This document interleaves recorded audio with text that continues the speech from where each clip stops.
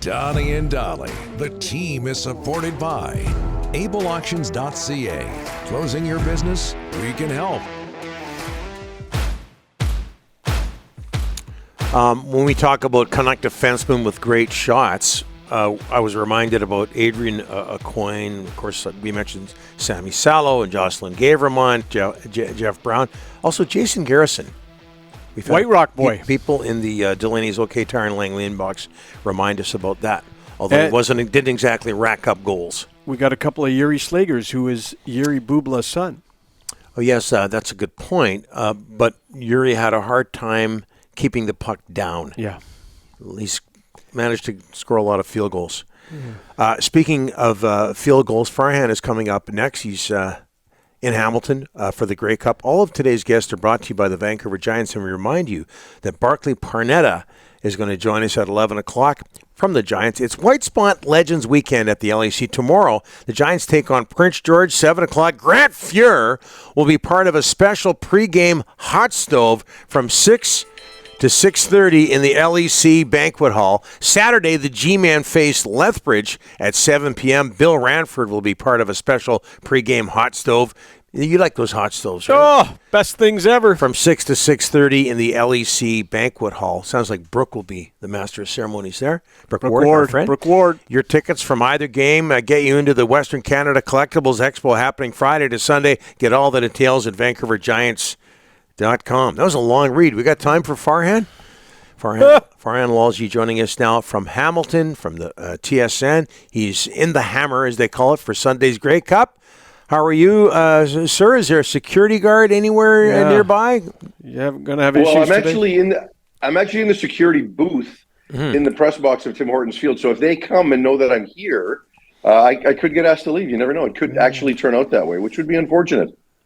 Yeah, it's one of the real special facilities, isn't it, in the CFL, Farhan? It's like in the middle of a neighborhood.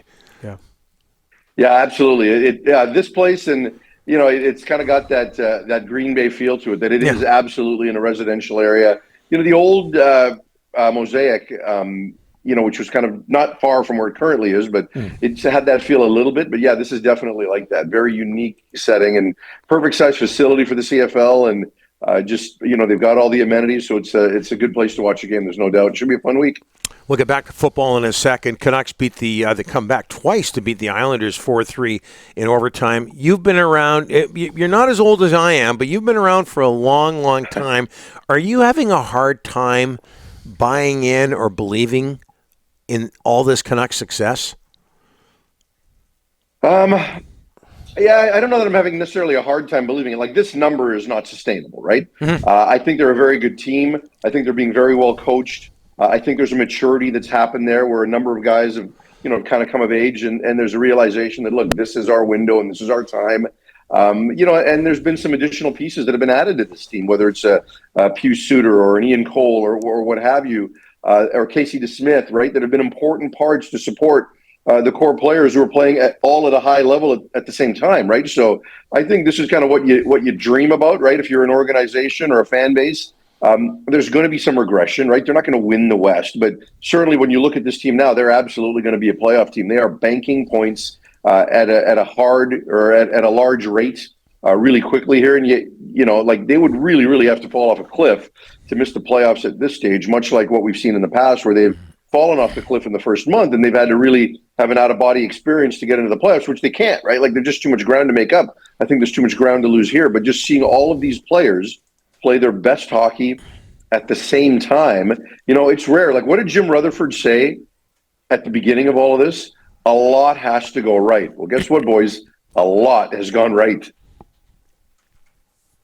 I think when it comes to Quinn Hughes, not only is he in the conversation for the Norris, I think you have to now seriously put him in the Hart conversation. I mean, what he's doing, he's clearly, if he stays healthy, he's going to get 100-plus points. I mean, he has just been, we're having a tough time coming up with words to describe what Quinn Hughes is doing this year. Quinn Hughes has been amazing, and he has worn the C very well because he's leading, he's playing his best hockey. He's been very deliberate about the areas in which he wants to improve. every offseason, right? And, this year he wanted to be more aggressive offensively and worked on things around that. Like, this kid is a professional. And, he was the right choice for the C, but just to see the way he's elevated his game and, every professional athlete manufactures motivation. And I don't think he's done that. Like, he knows what the critics are and what the criticisms have been of his game, and that's motivated him, but it hasn't necessarily been kind of the false bravado of guys that try to manufacture that motivation. So just seeing the way he's playing, he's so much more than just a guy that's got great edge work now and can walk the line. This guy can do so much more at all ends of the ice, the way the kid's controlling play. You're right. He should be in the Hart conversation. And now as far as the Norris, right, I mean, he's always kind of been outside the top three in most minds. He is the front runner, like by far at this point in the season. And barring injury, I don't see Quinn Hughes slowing down. I don't see a ton of regression in his game. All right, the BC Lions lose a Winnipeg West final. You can't give up 9 sacks, and you got to have some sort of a running game. Some of those sacks were on the quarterback. I get that. But what do they got to do this offseason? This is 2 years in a row. They go to Winnipeg in the West final. They lose both times. How do they close the gap with Winnipeg? Well, it is interesting, right? Because when you look at it a year ago, right, they lost to Winnipeg, and the feeling in the weeks after the season was, a young, upwardly mobile team that's exciting, and they're going to be contending for a while. And we knew there was uncertainty around Nathan, but the rest of the roster was so solid. Whereas now, a year later, being in the same spot, I think there's a real feeling of disappointment. Winnipeg wasn't great in that game. They weren't. BC had an opportunity to win that game, and they couldn't do it. And when you look at areas of improvement, I think the offensive line needs to improve, especially at the guard spots. Those are not easy improvements in this league. But that's one of them. Defensively, you want to see them get a little bit firmer in the interior so that they don't have to commit everything to stopping the run and leaving them exposed in other areas. Now, Winnipeg didn't expose them because of the injuries they had in the receiving core, but they did just enough to win, and they didn't beat themselves like what Toronto did earlier in the day against Montreal with all those turnovers. So I think they need to improve along both lines of scrimmage. I think you probably want to commit to a running game. And I say that not because I'm one of these old school guys that believe you have to run to win in the playoffs. I just think you do need a little more balance. If for no other reason, it opens up certain elements of your pass game, which the Lions couldn't do, right? Like, they had to become a completely drop-back team.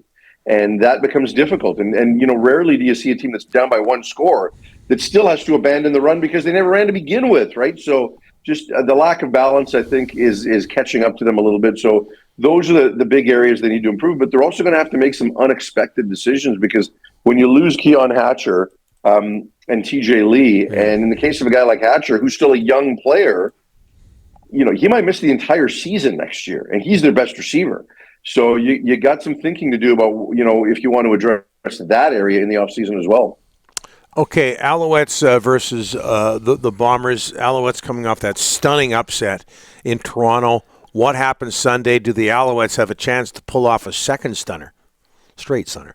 Yeah, they do. They do have a chance, but I'm still taking Winnipeg in this game because Winnipeg's not going to do what Toronto did and beat themselves. And really, that's what it came down to against BC, right? Like, they just were smart enough in terms of how they played, and they weren't going to beat themselves and turn the ball over, right? So even in a close game, they just weren't making those mistakes. Toronto, lost that game. Montreal didn't do a lot offensively to get those points, right?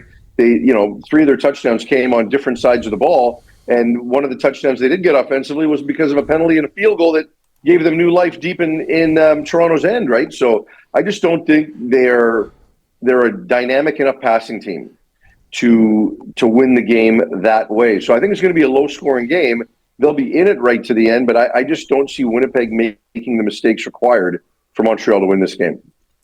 No security guard, no moving around, no getting kicked out of the building.